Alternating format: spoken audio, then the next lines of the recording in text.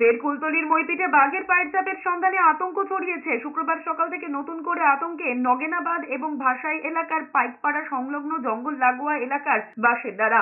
একাংশের দাবি শুধু পায়ের ছাপই নয়, গর্জনও শুনেছেন তারা। মনে করা হচ্ছে একটি নয়, ঘুরে বেড়াচ্ছে দুটি বাঘ। 6 জানুয়ারি প্রথমবার বাঘের পায়ের ছাপ মিলেছিল দক্ষিণ 24 পরগনার কুলতলির মইপিঠ এলাকায়।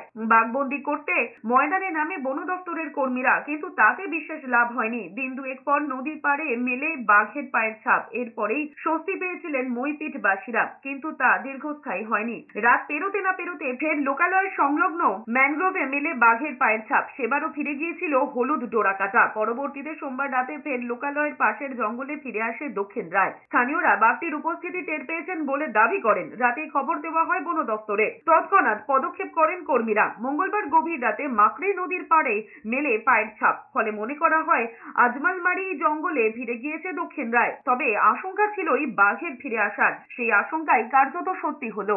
কিন্তু গত রাত্রিবেলা আমার বাড়ির সামনে আদিবাসী পাড়া ভার্সেস পাইকপাড়ার মিডিল পোর্শনে সুন্দরবনের বাঘ পার হয়ে আসে